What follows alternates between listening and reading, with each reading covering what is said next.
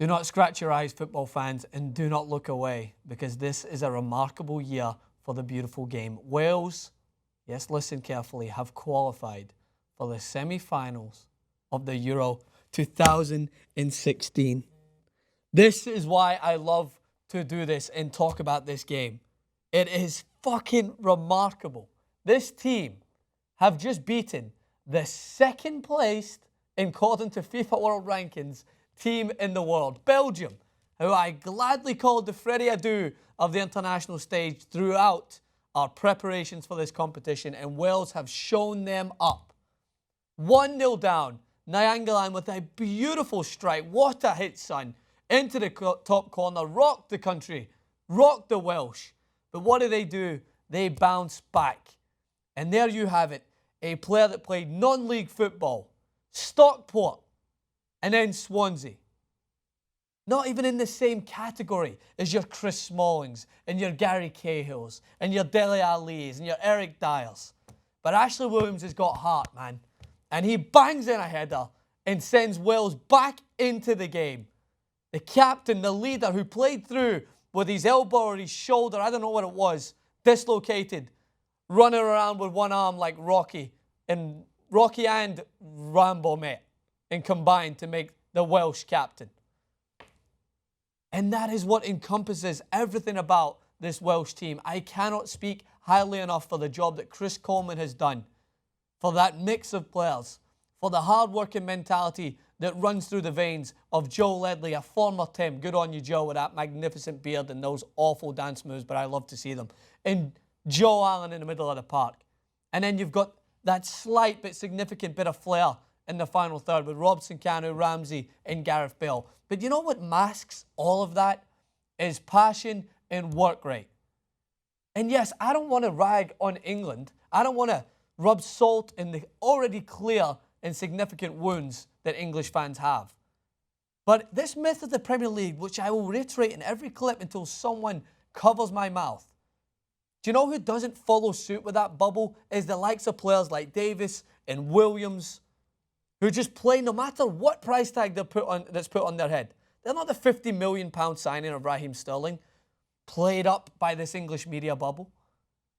No, they're players that play for the jersey, that want to give everything for their national team. And they reap the rewards of that. And I am so happy, not even the slightest allegiance to Wales. I think I've been to Wales once in my life. But you know what a country like someone who comes from Scotland can relate to? Is teams that don't have the same amount of talent, but at least they show the heart.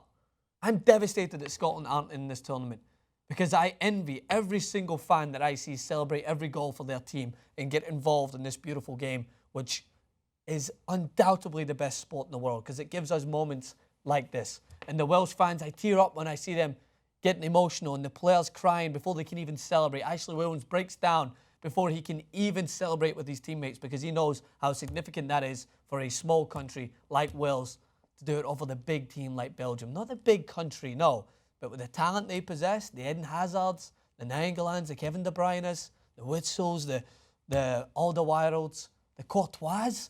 How many of those players collectively are priced at 30+ million if they were to go tomorrow in the transfer window? But Wales have often been considered to have one, maybe two great footballers. One who's undoubtedly world-class, and that's Gareth Bale. And then Aaron Ramsey, who has been on the receiving end of some Francis Maxwell slagging offs. You expect it when you've got a hairdo like that.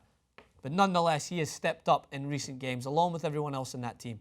I cannot just sit here and talk about every single player individually, because I will be here all night until they throw me out the studio. But this is why I love this sport, man. And I know you might be coming in here expecting to see goals and expecting to see recaps. But this is what you really should be hearing, because more media outlets need to look past the fact that England have failed again and look to the fact that another country in Britain, you know, that collective group of 4 countries, this is the pride of Britain.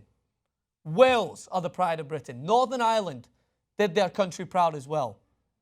England fall by the wayside once more. Scotland don't qualify. But you know what will be said is England fail at the Euros. That'll be remembered. But I pray to God that Wales go on. There's no stopping them now. And they should always be remembered that 2016 was the year that Wales were the pride of Britain. We are a group of nations split at the moment by the whole Brexit scenario. Scotland forced into a decision that they don't want to face.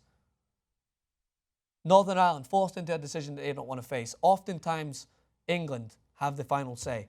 But do you know who's going to have the final say as to which country represents Britain at the Euros? It's Wales. And I could not be happier to say that I am with them every step of the way. Next up, they face Portugal. Gareth Bale, Cristiano Ronaldo, head-to-head. Two Real Madrid Galacticos face off now in the semi-final of the Euros. And who will bet against the Welsh? Because I certainly will not. Jason Rubin is waiting for Gareth Bale to become the top goal scorer, and I'm sure he'll take me out for a lunch because I think he'll get around 500 back from that outside bet. But as I said, the year in which footballing dreams come true is 2016, and I don't want to blink for a second.